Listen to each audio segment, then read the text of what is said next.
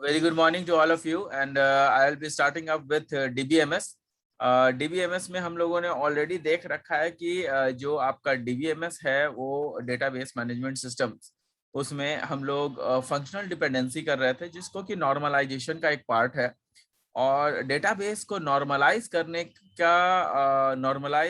की जरूरत हमें इसलिए पड़ती है ताकि अगर हम लोग डेटा बेस को नॉर्मलाइज करेंगे तो उसको हम लोग सही तरीके से सही जगह पर यूज कर पाएंगे, जिसके कारण काफी सारी हमारे दिक्कतें जो है वो खत्म हो जाती हैं। हम लोग उसमें कंस्ट्रेंट लगा सकते हैं और कई तरीके से उसको हम लोग यूटिलाइज कर सकते हैं। So I'll be sharing you the screen, and after sharing you the screen, I'll be talking about the different aspects of it. तो ये जो है हम लोग शुरुआत करेंगे इसमें, है ना।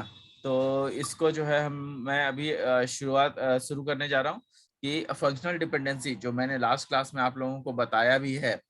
फंक्शनल डिपेंडेंसी जो लास्ट क्लास में मैंने बताया है वो चीज हमें देखने को आज मिलेगी।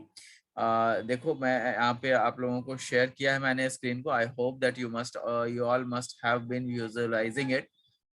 तो आपको लोगों को मैं बता दूं कि जो फंक्शनल डिपेंडेंसी मैंने लास्ट क्लास में बताया था, उसमें आपको मैंने उसके 3 रूल्स भी बताए थे। रिफ्लेक्सिव रूल, जब x टेंडिंग टू y हो, मतलब y is functional dependent on x, है ना, तो ये रिफ्लेक्सिव रूल होता है। जबकि ऑगमेंटेशन रूल, जिसमें कि x टेंडिंग टू y है, लेकिन अगर x टेंडिंग टू y है तो xz या xa रहेगा, तो xz का यहाँ पे yz, xz will always tend to yz, या फिर xa रहेगा तो xa is always tending to ya। तो ये चीजें भी रहेगी, मतलब z दोनों में कॉमन रहेगा। तो इसका मतलब ये ऑगमेंटेशन रूल होता है। ट्रांजिटिव रूल क्या होता है? ट्रांजिटिव रूल होता है कि अगर x टेंडिंग टू y है और y टेंडिंग टू z है तो it is understood that x tending to z होगा। तो ये तीनों रूल हैं, ये तीनों रूल हमेशा हमें याद रखने हैं। जब भी हम लोग काम करेंगे तो इसमें हम लोग याद रखेंगे इस चीज को। तो let's start up with new.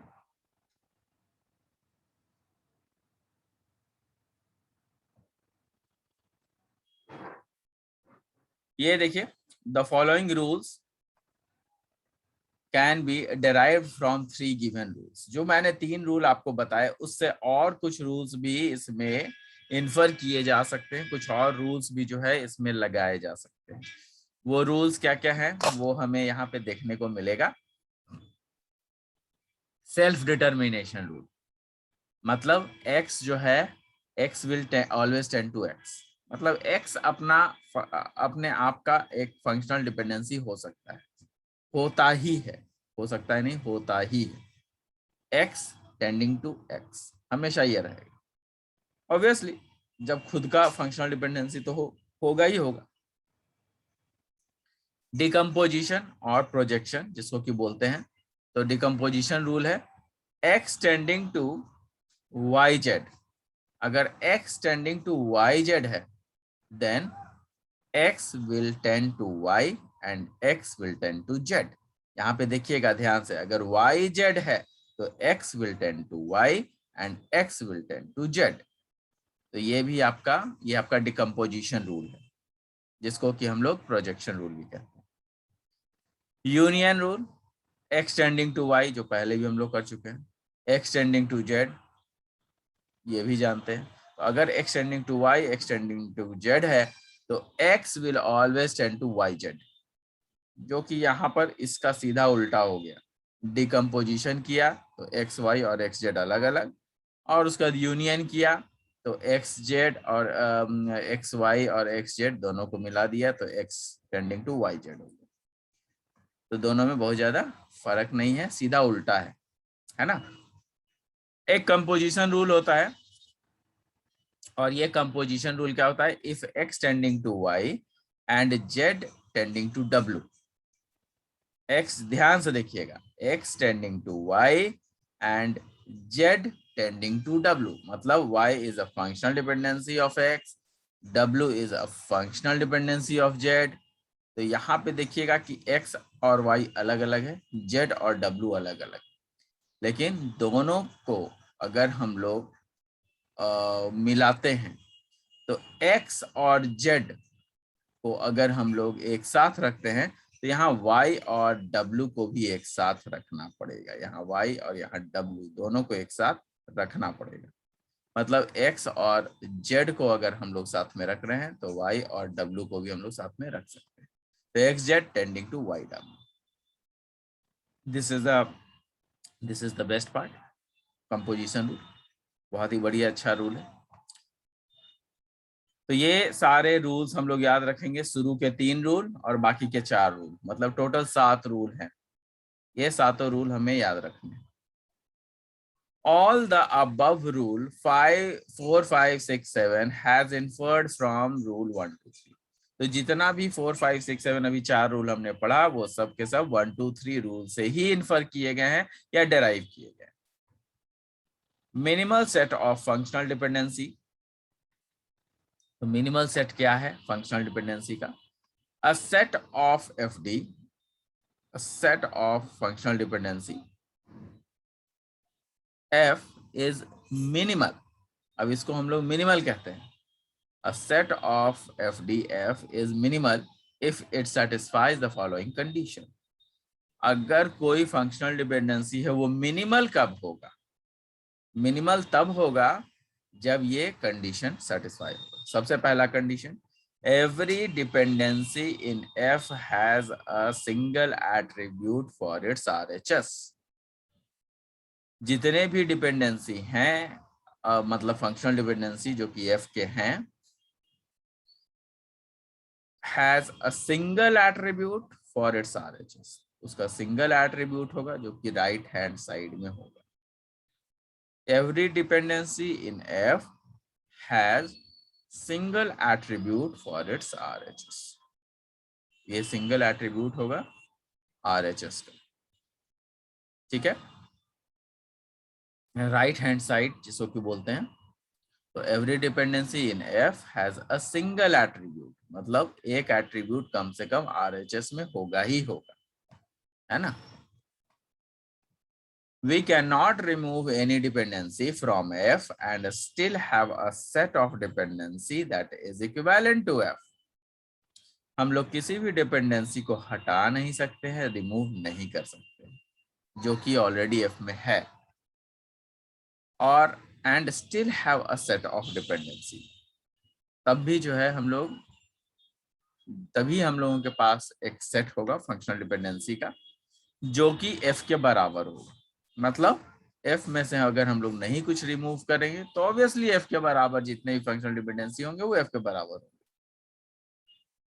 We cannot replace any dependency extending to A in F। कहने का मतलब हम लोग कोई भी डिपेंडेंसी को रिमूव नहीं कर सकते हैं, रिप्लेस भी नहीं कर सकते। मतलब अगर एक्सटेंडिंग टू A है, F में दिया हुआ है कि functional dependency X tending to F है सॉरी फंक्शनल डिपेंडेंसी में ये दिया हुआ है कि एक्सटेंडिंग टू A है, तो वो एक्सटेंडिंग टू A ही रहेगा। अगर उस पर रूल लगा के निकाल दिया गया तो कोई बात नहीं, क्योंकि रूल तो रूल है, उसके अनुसार हम लोग निकाल सकते हैं। लेकिन अगर एक्सटेंडिंग टू A है तो उसको एक्सटेंडिंग टू B हम लोग नहीं कर सकते। We cannot replace any dependency extending to A in F with a dependency Y tending to A। मतलब extending to A है तो उसको हम लोग Y tending to A नहीं कर सकते, where Y is a proper subset of X। जबकि Y जो है proper subset हो X का तब भी नहीं कर सकते, and still have a set of dependency equivalent to F। और अगर वो F में रहेगा तो भी नहीं कर सकते, मतलब extending to A है तो वही रहेगा। Minimal set of dependency is considered to be a set of dependency in a standard or canonical form। तो canonical form क्या होता है? जिसमें कि हम लोगों को फंक्शनल डिपेंडेंसीज मिनिमम मिल जाते हैं। तो minimal set of dependency is considered to be a set of dependencies. कई सारे डिपेंडेंसीज का सेट होता है जो कि जो स्टैंडर्ड सेट होता है, जिसमें कि मिनिमम आपका रूल फॉलो हो जाए फंक्शनल डिपेंडेंसी के लिए, तो वो जो है कॉनोनिकल फॉर्म कहलाता है, with a single attribute on the RHS, जिसमें कि एक single attribute right hand side में होगा ही होगा। कंडीशन 2 एंड 3 एंश्योर्स, जो 2 एंड 3 अभी हम लोगों ने ऊपर में देखा है, ये 2 एंड 3, तो condition 2 and 3 ensures that there are no redundancies, कोई डुप्लीकेसी नहीं होंगी। 2 और 3 ये इंश्योर करता है कि हमारे पास जितने फंक्शनल डिपेंडेंसी होंगे उसमें कहीं कोई डुप्लीकेसी नहीं होगी। Condition 2 and 3 ensures that there is no redundancies, redundancies का मतलब duplicacy, in the dependencies by having redundant attributes on the LHS। मतलब जो रिडंडेंसीज है वो बिल्कुल नहीं होंगी डिपेंडेंसीज में, कभी फंक्शनल डिपेंडेंसीज में रिडंडेंसी नहीं होता है। बाय हैविंग रिडंडेंट एट्रीब्यूट्स, मतलब ऐसा नहीं कि एट्रीब्यूट हम बार बार एक ही टाइप का एट्रीब्यूट ले लें तो उसको जो है LHS में और RHS में उसको हम ला करके उसको कर सकते हैं, उसको जो है ऐसा कर सकते हैं, ऐसा नहीं होगा। 2 एंड 3 इसी को एश्योर करता है। फिर से पढ़ लीजिए, condition 2 and 3 ensures that there are no redundancies in dependencies, कोई भी डुप्लीकेसी डिपेंडेंसी में नहीं होगा। By having redundant attributes on the LHS of a dependency, condition 2, by having dependency that will be inferred from the remaining FDs of condition 3। कहता है कि condition 2 के अनुसार अगर LHS में आपका कोई मतलब लेफ्ट हैंड साइड में अगर कोई डिपेंडेंसी एट्रीब्यूट जो है वो डुप्लीकेट हो गया है, या फिर वो उसी डिपेंडेंसी के आधार पर दूसरे डिपेंडेंसीज को लाया गया है, तो वो कंडीशन 2 और कंडीशन 3 को वायलेट करता है। इसलिए जो है हम लोगों को कहीं कोई मतलब जो आपका फंक्शनल डिपेंडेंसी है उसमें कंडीशन 2 और 3 ये इंश्योर करेगा कि कहीं कोई डुप्लीकेसी ना हो।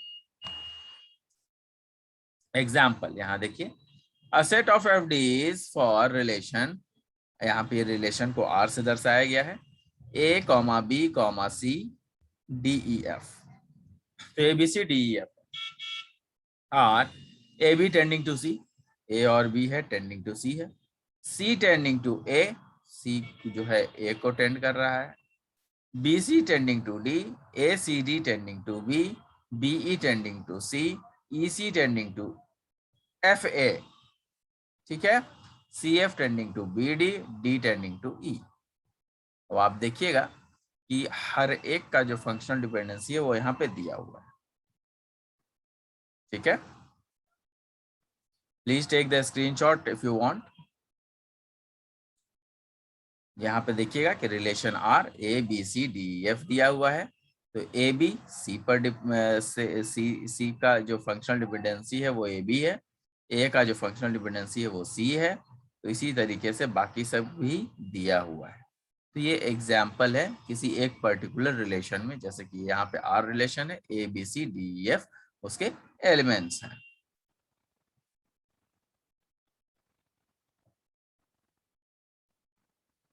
नेक्स्ट देखिएगा, find the irreducible cover of this set. अब जैसे ABC है, CA है, जो मैंने लास्ट में लिखा था उसी को यहाँ पे मैंने लिख दिया है। अब यहाँ पे देखिए 2 implies that C tending to A, यहाँ पे C टेंडिंग टू A है, ध्यान से देखिएगा मैंने बड़ा कर दिया है। यहाँ पे देखिएगा जो 2 है, 2 क्या है यहाँ पे, C टेंडिंग टू A है, तो 2 implies that C tending to A by composition CD tending to ACD। अब CD टेंडिंग टू ACD है, तो यहाँ पर बाई कंपोजिशन रूल के अनुसार विथ रूल नंबर 4, यहाँ पे जो 4 जो है यहाँ पे ACD और B दिया हुआ है, तो यहाँ पे ACD टेंडिंग टू B है, implies CD tending to B, क्योंकि ट्रांजिटिव रूल से हो जाता है। Hence we रिप्लेस, यहाँ पे रिप्लेस कैसे करेंगे, ए सी डी बी और सी डी बी को रिप्लेस कर सकते हैं। मतलब यहाँ पे अगर ए सी डी बी है तो इसको हम लोग सी डी बी से रिप्लेस कर सकते हैं। क्यों? क्योंकि सी टेंडिंग टू ए भी दिया हुआ है, तो इसमें कंपोजिशन मेथड लग जाएगा, और यहाँ पे कंपोजिशन मेथड लगाने के बाद C D tending to A C D हो जाएगा। C D tending to A C D कैसे हो जाएगा? C D tending to A C D, यहाँ पे देखिएगा कि जितना भी आपका ए बी है, सी का है, सी को टेंड कर रहा है, सी जो है ए को टेंड कर रहा है, तो यहाँ पर ए बी टेंडिंग टू सी है और सी टेंडिंग टू ए है। इसका मतलब ये है कि आपका जो सी डी है, जो जो रूल्स के अनुसार, हमेशा देखिएगा कि जो मैंने रूल्स बताए उसके अनुसार देखिएगा, तो C D tending to A C D हो जाएगा। ए सी डी क्यों हो जाएगा? क्योंकि ए सी डी भी बी को टेंड कर रहा है, तो ए सी डी को B, A C D B को टेंड कर रहा है। अब यहाँ पे सी ए को कर रहा है और सी ए बी को कर रहा है, तो इन तीनों रूल को देखिएगा, तो यहाँ पर तीनों के हिसाब से आपका जो ए सी डी है वो बी को इम्प्लाई करेगा, मतलब सी डी बी को इम्प्लाई करेगा ट्रांजिटिव रूल के अनुसार। इसीलिए हम लोग hence we can replace A C D B by C D tending to B. A C D B को हम लोग सी डी बी से रिप्लेस कर सकते हैं। 2 implies 6 C tending to A. अब यहाँ पे देखिएगा कि ई सी ए है ना, ई सी ए है यहाँ पे, और यहाँ पे आगे देखिएगा कि A C D tending to B है और यहाँ पे ई सी टेंडिंग टू ए है। ठीक है, अब आगे देखिए कि क्या है, और यहाँ पे 2 में भी देखिएगा कि 2 में सी टेंडिंग टू ए है। तो उसके अनुसार अगर हम लोग देखें तो यहाँ पे 2 implies 6, जो कि 6 क्या है? C टेंडिंग टू, जो कि EC टेंडिंग टू A, जिसको कि हम लोग लिख सकते हैं हैंस ड्रॉप। कैसे लिख सकते हैं? यहाँ पे देखिए C टेंडिंग टू A है, CF टेंडिंग टू D है, ये दिया हुआ है, CD टेंडिंग टू AD है, तो F टेंडिंग टू D, ये सब सारी चीजें दी हुई है। तो कंपोजिशन मेथड अगर लगाएंगे तो यहाँ पे 2 और 9 को के अनुसार 2 और 9, 2 क्या है? C टेंडिंग टू A और 9 क्या है? CF tending to D। यहाँ पे देखिए C tending to A, CF tending to D, तो इन दोनों के अनुसार CD टेंडिंग टू AD हो जाएगा। यहाँ पे देखिए CD टेंडिंग टू AD हम लोगों ने किया है। ठीक है, तो ये किस रूल के अनुसार है? 2 और 9 implies CD tending to AD। कैसे? कंपोजिशन मेथड के अनुसार, जो कि हम लोग अभी किए हैं। तो हमेशा देखिएगा कि रूल्स जो है, जो मैंने रूल्स बताए उस रूल्स को हमेशा आप लोग ध्यान में रखेंगे, और जब तक आप लोग रूल्स को ध्यान में नहीं रखेंगे तो ये चीजें समझ में नहीं आएंगी। यहाँ पे देखिए 4 और 8, जो आपका 4 है और 8 है उसके अनुसार CF टेंडिंग टू ADC है, जो कि ऑगमेंटेशन रूल के अनुसार है। which with the original 4 implies CF tending to B by transitive। तो CF tending to B जो है वो ट्रांजिटिव के अनुसार हो जाएगा। 4 ऐसा एम्प्लॉय करता है, तो 4 का मतलब क्या हो जाता है? ACD टेंडिंग टू B होगा ना। देखिए 4 का ACD टेंडिंग टू B है, तो उसके अनुसार हम लोग देखें तो CF टेंडिंग टू B हमारा आ जाएगा by transitive. So we can drop 8, इसलिए जो है हम लोग इसको 8 को हटा सकते हैं, CF टेंडिंग टू B को हटा सकते हैं। क्यों? क्योंकि ऑलरेडी बहुत सारे ऐसे हैं जिसमें कि C टेंडिंग टू B आपको नजर आ रहा है, F टेंडिंग टू B नजर आ रहा है, तो ऑब्वियसली CF टेंडिंग B को हम लोग हटा भी सकते हैं, क्योंकि बाय ट्रांजिटिव मेथड हम लोगों के पास CF टेंडिंग टू B मिल रहा है। तो उसी को मतलब हम लोग क्या कर रहे हैं? सिंक्रोनाइज कर रहे हैं, छोटा कर रहे हैं, और छोटा कर रहे हैं तो ये आपको फिर आंसर मिलेगा हेंस इररेड्यूसिबल कवर फॉर दिस। जो आपका रेड्यूसिबल हो सकता था, जो अब रेड्यूसिबल नहीं हो सकता है, वो है A B tending to C, C tending to A, B C tending to A. तो ये सारा आपका, तो ये आपका मिनिमम है, जो कि मिनिमल निकाला गया कि अब इससे मिनिमल हमारा मतलब कि रेड्यूसिबल अब नहीं है। नॉर्मलाइजेशन क्या होता है? तो नॉर्मलाइजेशन जो है हमारा इसी के बाद पढ़ना है। तो मुझे जहां तक लगता है कि जो मैंने आपको फंक्शनल डिपेंडेंसी अभी पढ़ाया है, तो इस फंक्शनल डिपेंडेंसी को आप बढ़िया से पढ़ लीजिए। फंक्शनल डिपेंडेंसी में जितने रूल्स हैं उसको पढ़ लीजिए, कैसे रिड्यूस हो रहा है वो पढ़ लीजिए। तो आपको बेहतर तरीके से अगली क्लास में आपको समझ में आएगा, क्योंकि अब हम लोग नॉर्मलाइजेशन में जा रहे हैं। नॉर्मलाइजेशन में इसमें आपको नॉर्मलाइजेशन में थोड़ा सा समय लगेगा, और ये सारा फंक्शनल डिपेंडेंसी और जो आपका उसके रूल्स हैं उसको हम लोगों को ध्यान में रखते हुए आगे पढ़ना होगा। तो आई रिक्वेस्ट यू कि जितना मैंने पढ़ाया है, जितना मैंने बताया है, अभी हम लोगों ने 4-5 पेजेस किए हैं, वो सारे पेजेस आप बढ़िया से पढ़ लें, लिख लें।